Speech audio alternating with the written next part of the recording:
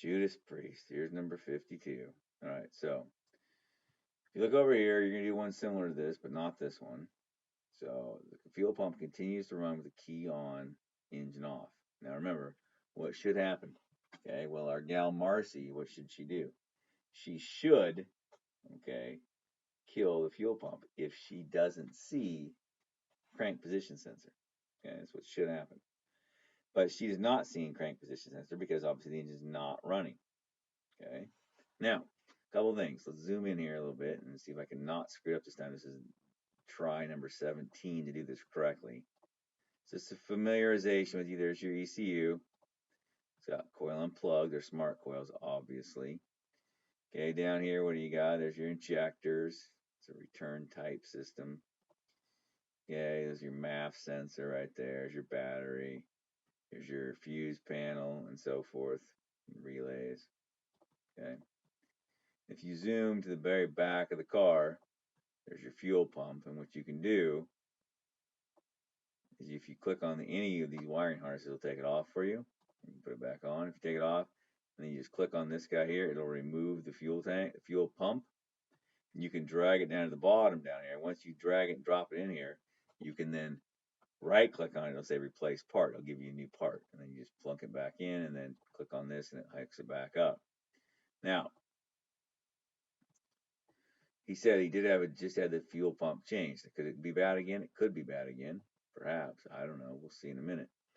Okay, we're going to play with this and see what's what. Now, obviously, when we look at this, you're like, oh, well, but you look, wait, it stays running.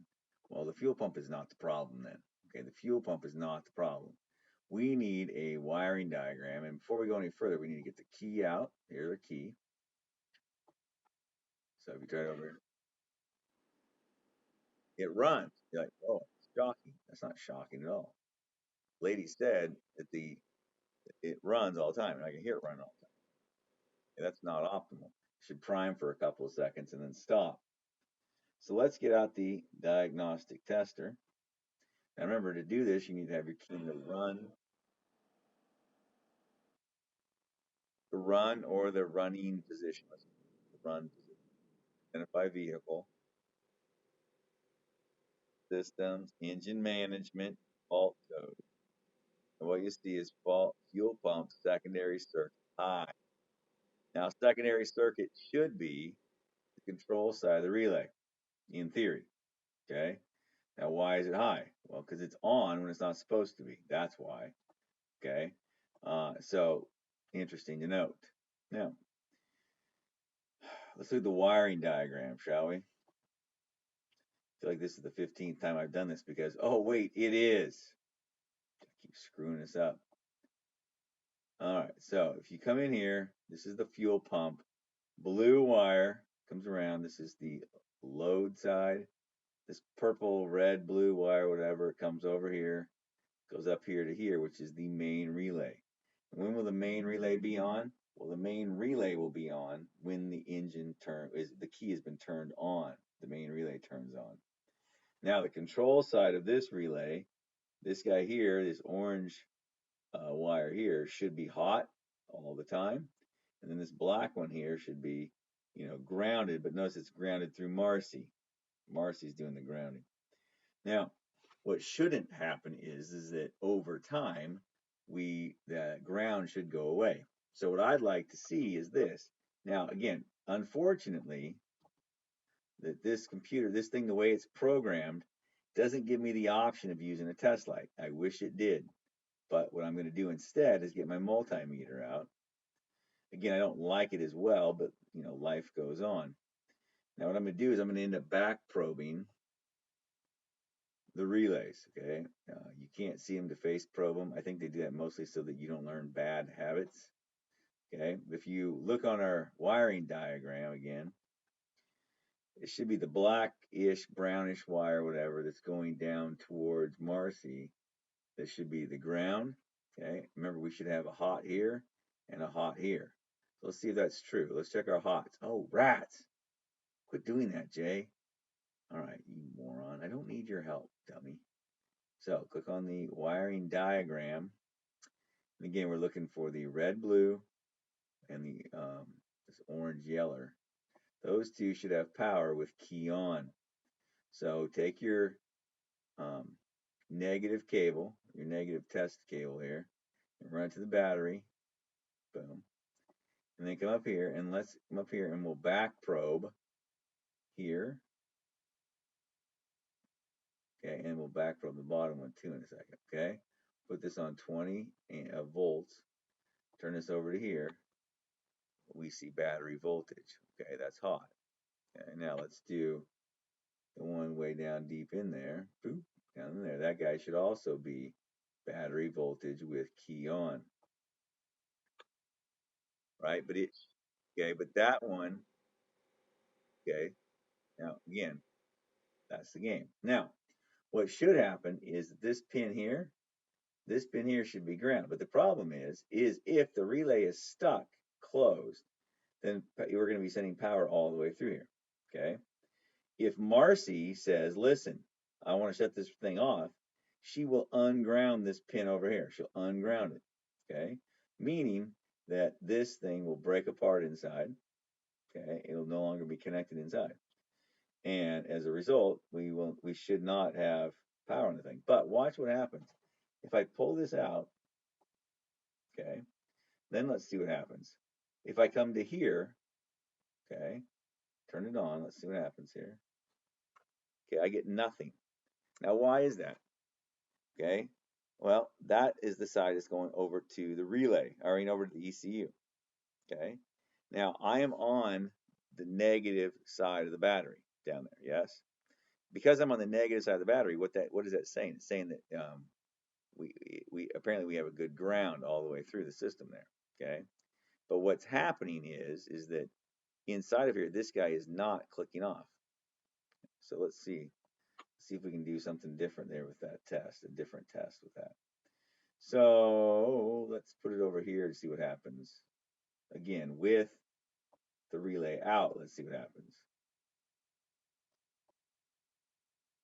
Okay, I got battery voltage there. Okay. Now this one here is the out to the pump. I got nothing. Well, why do I have nothing? Okay. Because the relay is not in here to make it happen. Remember, power is going to be coming from here to here when the relay is in. Right now, the relay is not in. And now I'm going to come back over here just for fun. I'm going to try something here. Turn it on. Actually, I'm going to do this. We know that this should be a ground on this pin. That's what should be happening on that pin. So let's take this guy here and put him over to here. Okay. So let's see if Marcy's actually doing her job, see if we can figure this out or not.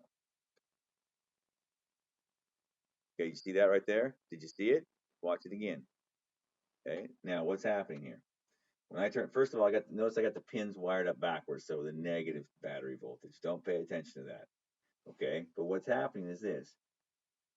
Initially, for the first 2 or 3 seconds, okay, Marcy is in, she's turned things on by grounding this wire up here.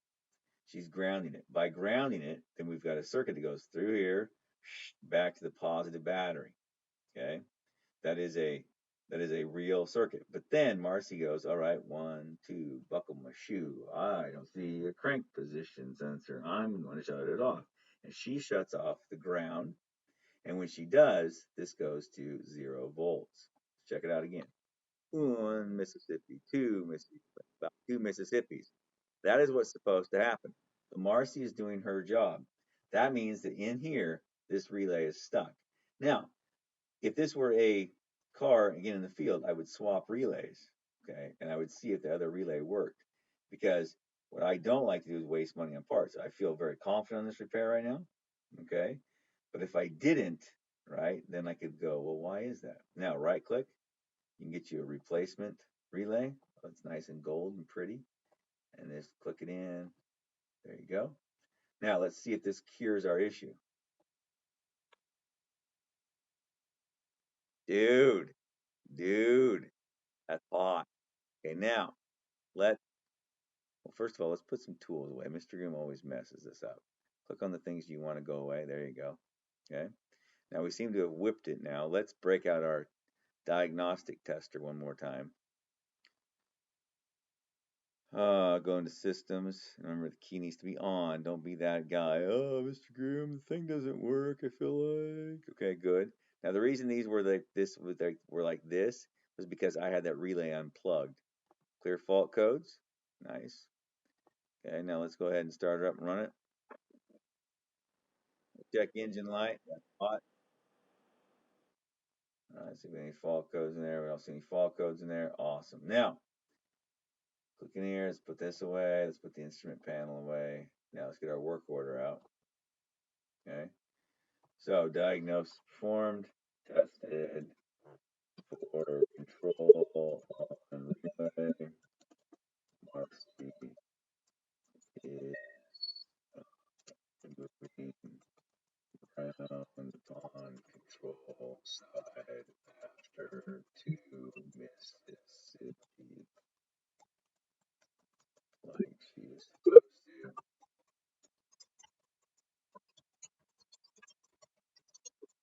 Contacts are stuck in the relay. Plays relay. Clear fault codes. Test repair. Something to that effect. Okay. So failure resolved. Yes. Boom. Verified repairs. I did that. Diagnosis and work order performed. Yes. Now listen carefully. If you do not put your tools away, it yells at you. So I'm going to return vehicle to customer. Cool. Failure resolved. Parts that were not faulty have been replaced or removed. That annoys me a little bit. Okay. Because I didn't replace anything that was not faulty. Okay, but whatever. And that may be because I dinked around with the fuel pump. I don't really know. I don't know. I think I did pull the fuel pump out and then dinked it around. You know what I mean? When I was messing around with you earlier on. So just be aware of that. I'm not too concerned about that. Yay, we fixed it. We're done. Okay. That is what I want you to do. You're gonna do something very similar today. Yours, you'll see what yours is. All right. Good luck.